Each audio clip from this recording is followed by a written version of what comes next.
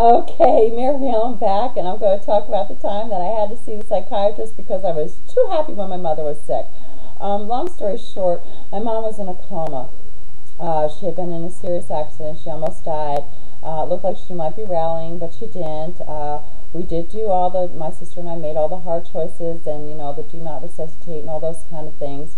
But when I went to visit my mother, something would shut off. I mean, basically, every moment that I was in there visiting her while she was in the coma state, I was in a state of joy.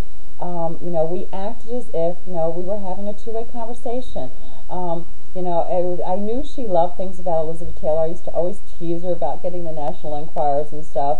My mom loved saying her rosary. She loved the 91st and the 23rd Psalm.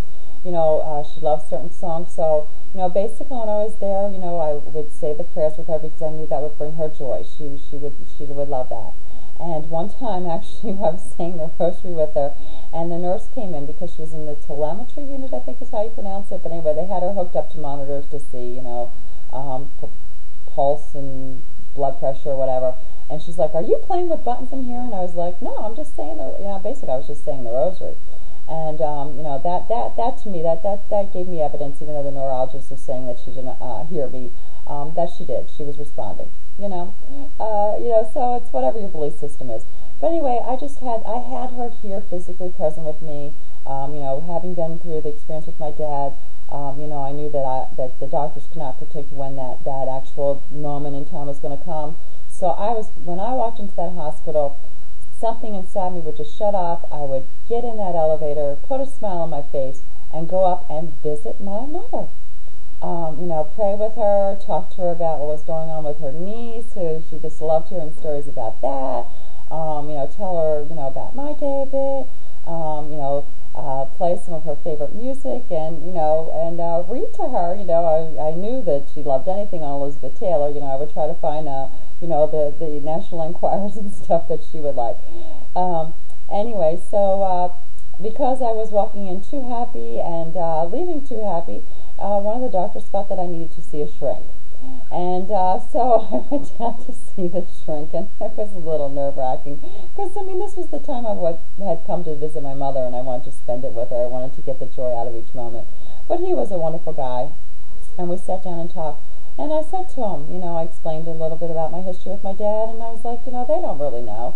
And I'm here, she's here, Rao. Why shouldn't I enjoy this present moment and time with her?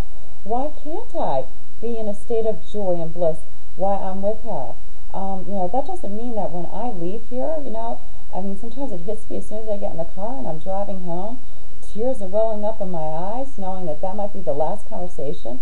Some nights I actually unplug my phone because I think I might be getting the phone call saying that, this is it. And, I learned, if it is, if it has to wait an hour or two, and plus my sister, lived close by, I figured she'd knock on my door, if we got the call. I would make it there. At that point, the body, the spirit had left, it was just a body there.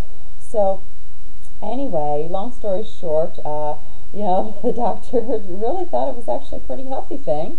Thought I was really pretty together and decided I wasn't certifiable.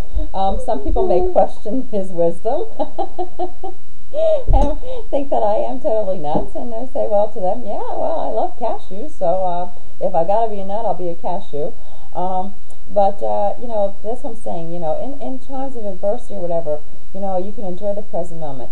That being said, there are times, when you are going to feel some pain, you are going to feel the sorrow, you are going to feel the grief. I was going through a lot of mixed emotions at the time. We made a decisive choice that when we were in that room with my mother, it was going to be a time of joy, and that I was going to save the grieving and the stuff. And I did allow myself to do that because I think the body needed that. I'm going to carry on with some of this in the next video. It's going to be a little bit more lighthearted. I'm going to talk about some things, with my children. How we teach them, to live in the present moment, and, when they get up a little grumpy or this or that or something happens, a skin knee or whatever, how you can change that. Just because your day starts out one way doesn't mean it has to be that way the whole entire day. Okay? So I'm going to leave with that, and let's just try to make the most out of each and every moment that we have here on this, wonderful universe. It's a great place, and and you know, there's a lot of things to experience. So I will see you on the next video where we'll continue with some more little tips that I have found along the way, or things that I do. You can decide for yourself if the psychiatrist misdiagnosed me or not. But how to have joy in as many moments as you possibly can.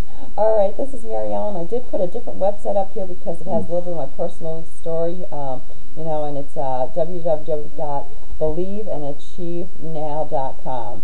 All right, see you on the next video.